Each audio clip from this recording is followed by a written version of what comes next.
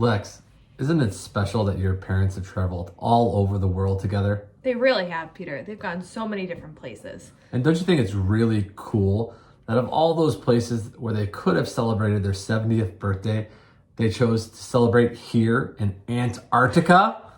Wow. Really? Yeah. Negative 15 degrees today, negative 30 with the wind chill. Who needs a golden birthday when you have a frozen birthday? We're excited about it. We're ready to go. Well, we just wanted to take a few minutes to talk about the fact that although you're both turning 70, you've never truly acted your age. So we're going to give a few examples of that today. So Dad, let's talk about you first. When Greg and I were growing up, we obviously loved the Berenstain Bears. And I think, as much as you were an adult, you were a parent, you really enjoyed the Berenstain Bears too. You like to make everything funny, maybe incorporate some inappropriate potty jokes in there, and we just loved it. But I think that's a great example of the fact that you still wanted to be a kid, even though you were an adult. The next is really, I think, one that we can all appreciate is everywhere we went, you had the chance to play your hands. One moment that stands out is when we were getting ready to go up the elevator in the Sears Tower. Everybody's looking at the number, waiting to get to the top of, at the time, the tallest building in the world. And sure enough, you let out your famous, let's see if I can do it. And everybody looked around wondering. I know Greg will appreciate that one. And then finally, when we lived in Plantation, you couldn't help yourself. You saw that some of the Dolphins players lived down the way from us in our neighborhood. And although they were younger than you were pretty athletic, but they're more athletic than you, professional athletes, you couldn't help yourself. You had to go play with them. Sure enough, I think maybe you went once, maybe twice, but that was it. But still felt like you needed to be a little bit younger than you were. And let's switch to Mom. So a few examples of you, Mom. I think just in general, your taste in music definitely doesn't align with most people your age.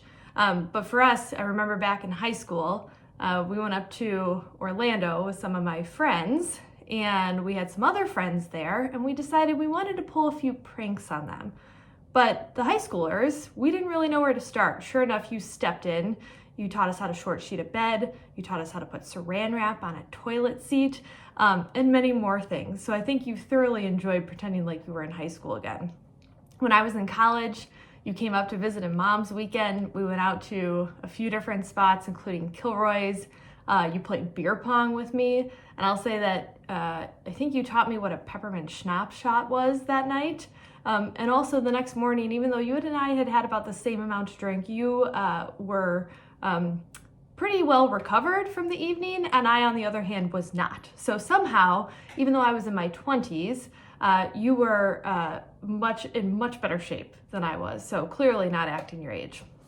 And finally, how can we forget on my bachelorette party, when we were out to see David Guetta that night, it took us a little while to get into the concert. A number of my friends who were there were dropping like flies and going back home because they couldn't wait. But you hung in there.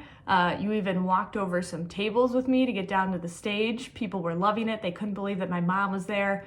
But clearly, you were outlasting the late 20-year-olds. So overall, I think you guys have a lot of energy, a lot of spirit, which we love, and keep it up. Even though you're reaching 70, you still have all that energy to bring into this next decade. One thing I admire about you both is how physically active you guys are. You're always on the go, always busy, never stopping.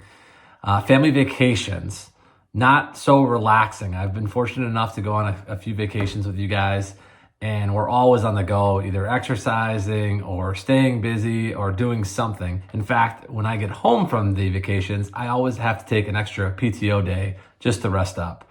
Matt, I'll never forget the time we visited Arizona for New Year's, and you casually asked me if I wanted to go on a hike with you.